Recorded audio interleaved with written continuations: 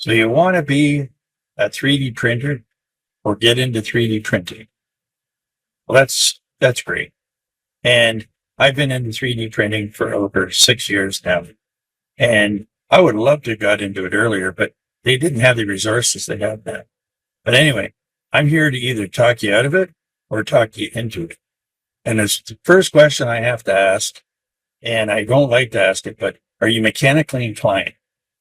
Or can you learn to be mechanically inclined? Or are you young enough that you're going to learn to with this? Because this is not something you just jump into. It may look easy. And there'll be a lot of people that tell you, oh, you got to have this printer. You got to have this printer. Spend the money on a bigger printer right away. That way you're not wasting your money. Well, I don't agree with that. I may get people mad, but I agree with buying a printer that is smaller, real user friendly. And the way you find out that is you go online and you watch what people do and you do your homework and see what people are saying is the best. Now, there'll be a lot of people, oh, you have to have the bamboo, you have to have the flashboard, you have to have the reality, all those. Although that's all fine, but you got to make sure that the one that you get is easy to use, self-leveling to start, unless you want to have a difficult life and end up with white hair and gray hair, which can happen. And the last thing you want to do is to get into something that frustrates you. Now, I've seen a lot of people and a lot of videos, they get a printer sent to them, donated to them or whatever, and they send it to them and they want them to do a video of it. And they're using it to make parts for a truck. They get this really nice printer, but then like years later, you don't even see them using it anymore. Like it's not in their videos. They're not using it. So did it work out for them? I don't know. I don't see it. So you got to make sure that now, if you're into hobbies that you think you could do it, like jewelry making, I think that's really cool. Make small stuff. HO trains or any size trains is great. Now, do you want to get into all different color printing, spools that you have to have on board? I use only one color and one type of 3D print element, and that's eSun, and it's cool white. That's all I use because I paint everything. And did I get into it for the reason of because I'm doing what I'm doing now? If you go look, no, I got into it because I thought, hey, this would be good for my trains, like my model railroad, which it was awesome. And then I made my first diorama of a bear and bear cubs, and it was only like this big. I don't know if I'll show some of the stuff on the side or not, or just talk. And I don't know if you call it ranting. Maybe not. But people have asked me, okay, why did you get into it? I got into it, like I said, for that reason of the HO. Now, I have some questions to ask you. You may last through this video, you may not. This video may end up long. I'm not sure. But anyway, the question I have to ask you is, why do you feel that you need one? Is there a legitimate reason why you need it? Is it in your budget? Everybody says, oh, yeah, it's easy to get started. Depending upon, are you going to paint the stuff or are you going to use all different colors? Because you can get filament for, depends upon what country you're in. $22, $18 a roll, small rolls, big rolls or bigger, $75 for a big roll, whatever you get into, it varies. Are you mechanically inclined? That's the question I already asked. Are you going to be able to fix it if it clogs up? Are you going to be able to take it apart? There's wiring to pull out. There's parts that you're going to have to replace quite often. You're going to have to lubricate it. Not as often as people say. Like you got some pretty good machines. Now, speed of a machine can also wear it out quicker. So do I want the machine running at a high speed all the time? I don't know. High speed machines seem to wear out a little quicker. Biggest question is, what company should I buy from? What is the make? Well, that's where you'll have to decide yourself. Don't let anybody twist your arm and say, this one's the best, because To their preference, yes, it is the best. I could tell you what my preference is. You may see the name in the background. Other machines are just the same. I use them as a tool. Depends upon too. Am I going to take them out and am I going to just put them on the shelf as a pristine print, or am I going to paint? Or do I have the thought that I'm going to set up this printer farm and sell stuff? Well, that's great. But the problem is, what are you going to sell? You really can't sell other people's designs. You have to design it yourself. Are you going to design parts for cars so that you can put in parts for cars? Well, then you're getting into maybe hotter filaments that need to be hotter, different kinds of carbon fiber, different kinds of PETG, and you're going to hear all these different names. And are you insured that if something in that car that you sell it to gets an accident, they come forward and do some damage to that person physically, or I don't know. That's the other thing. You have to watch that kind of stuff. And I don't want to be discouraged, but if you're going to get into 3D printing, what I suggest, if you're a young person and you are at school and you have access to a 3D printer, give it a shot. If you have a friend that has one, let him show you how easy it is or how difficult it is. Do you have availability at the library to go try it out, see what it's like, see setting it up, a little bit of coaching? Can you take a course? I know that sounds funny. Can you take a course? But that also is something. It's like owning a pet. Do I just buy this big snake because I want it, because I like it? Or do I learn about this thing first? I got to learn about it first. I got to know that it's going to fit my budget. Do I have extra money at the end of the month after I buy food, look after the kids, sports, all that? Do I have the budget? You got to know that. I mean, it's fun to get into something. Say grandma buys you one for Christmas, okay? Or grandfather, whatever, or you inherit money and you put it into something like that. Here's the real question I have. Okay, do you have that motivation that you want to do it? If you want to do it, you can do anything you want to. Don't let me discourage you. I've been doing this for not just 3D printing, but I've been doing this kind of stuff for years. And I'm very, very mechanically inclined. I actually work on diesel tractors and tractors, rebuild and make them back to, I have another channel that I used to do. I've got into 3D printing. It takes up all my time.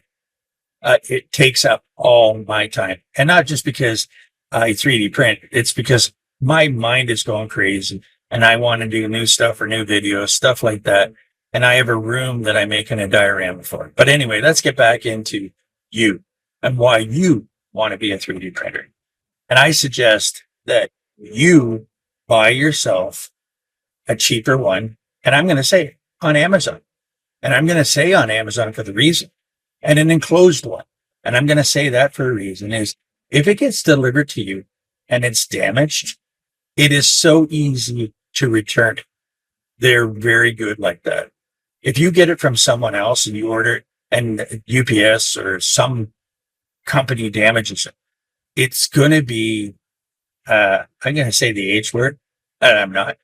It's going to be heck to get that looked after. You don't want that. So I do suggest that something like Amazon would be best. I have a printer behind me, a small one. Now it's got piled up with stuff right now, but I love that. It's an open printer. It works really well. And the thing is, also the question is, what kind of climate do you live in? Is it a lot of humidity? Because if it has a lot of humidity, you may have trouble. So you're going to have to make in humid area. If you want to go in the garage and you feel, okay, you got winters and it's cold, your filament is going to get moisture. So you're going to have to make sure you have a filament dryer and moisture. You're going to have to keep it warm in there. So that has something to play with it too. Is your area always frequently power outages? That drives me nuts before. Now we seem to get that worked out in our area. These are the questions you have to ask. Your printer is not going to run 24/7 without maintenance or without a problem. And here's the other thing. I just run PLA plus. So my printer is not fluctuating on different heats. I run mine at 215, the platform at 30. I don't run anything hotter than that because I have other machines that I use for doing different filaments, the hotter. That way you're not keep changing it. And it really does play havoc with the printer. And the nozzle with different kinds of 3D print filaments. They pigments are different. They could run hotter. They could run cooler. There's also, after you print them, you have to take the supports off. Excuse me. You also got to learn how to do supports. This is all a learning curve. If you're not expecting to put 100% into it for a year, I suggest you walk away, because this is not something that just you put in and go. And once in a while you put in something, oh, I need a shower hanger for whatever, just to hang up the rod for the shower. That's cool. And they're going to teach you how to build a benchy boat and a box. Yeah, they're all easy. But then when you start getting into other builds, and you got spaghetti all over the place, you'll see other videos where you wake up and then it didn't work out. Your support was in the wrong spot. You got to have the up here. You're going to have problems, and you're going to have to work through your problems. And if you're not that person that can deal with it, then walk away. And like I said, somebody asked me to do this video and why I wanted to get into it, why I got into it, and all the downs and all the ins and outs. And I've set up quite a little, it's a business for me. I'm retired. It's not a business of, put it this way, I don't make money doing it. It's a business for me to keep busy. How's that? I've done my work. I've done my out and working for the man. Now I do it for me. And if you have and you're retired and you have time to play, then I suggest it's great. But I'm going to go back to it again. You got to be mechanically inclined. You just can't get in there with a screwdriver and fix stuff. Like some of the machines, the electronics will go on them. You got to buy a new board. You got to put a new board in, or you could spend the money to have it fixed. And then there's people out there, they might get mad at me about this. Oh, I'm running a printer farm. Well, I don't know how much money they're making, unless you're running this farm and you got write-offs and you got some employees, stuff like that, write-offs, and you do this up and down.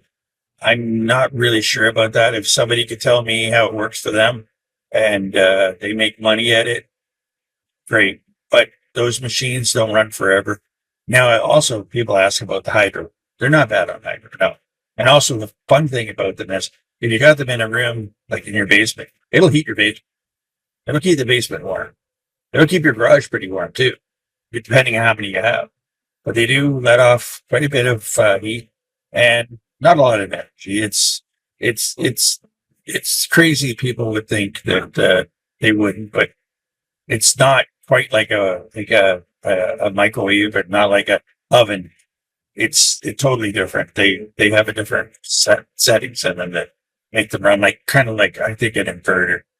But anyway, I can rant forever. Do's, don'ts. And if you're still with me, hey, subscribe. Like I said, this is not an easy hobby. It's fun, but it's not easy. And I don't want anybody to think that somebody says, yeah, you can get into it. You can get into it without asking the questions.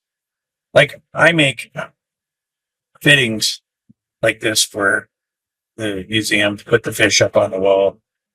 I didn't have this available on purpose. You can make cars. Like, you could do a lot of different things. Like right now I'm working on an elephant. That this here is all the pieces I have to make to put them all together, because he doesn't fit completely on the printer. And there's a lot of different tools. And if you're going to paint, you got to be a good painter. You don't have to be a good painter at the beginning, but you'll learn. You'll learn. I've got a couple printers running behind me right now. I don't run them 24/7, but I do have printers, and I run to how it feels comfortable for me. That way I'm not jumping up out of bed and going, oh, I got to put the next piece in. If I'm up, put the piece in, whatever, put a new roll on, whatever. I'm not going crazy. So if you have any more questions to ask me other than what I put on here about getting into it, and I think here, I'm going to be completely honest with you. I would think that you would need $1,000 to get into it to start comfortably.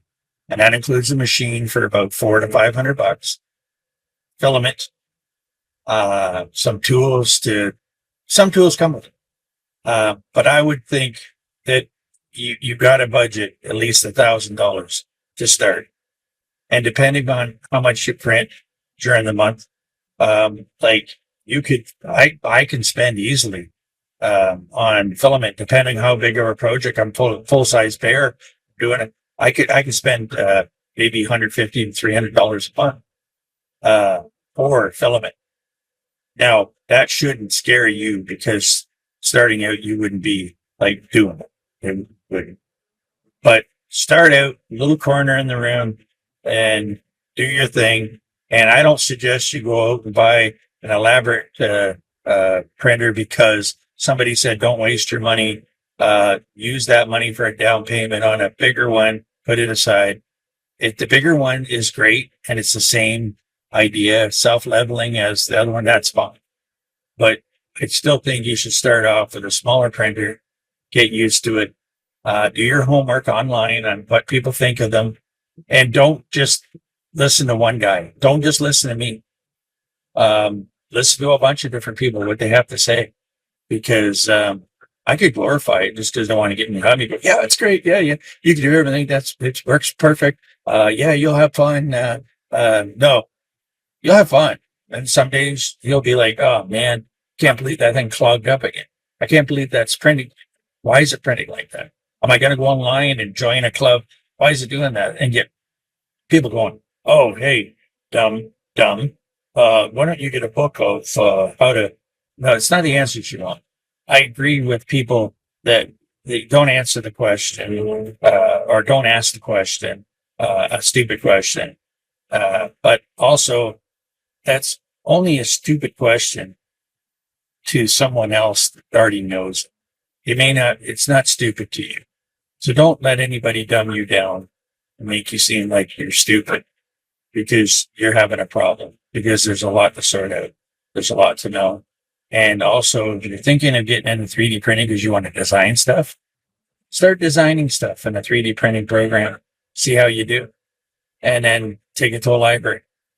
Anyway, I don't want to run this video too long, and because I probably lost some of you already. So anyway, if you have any questions, you know where I am.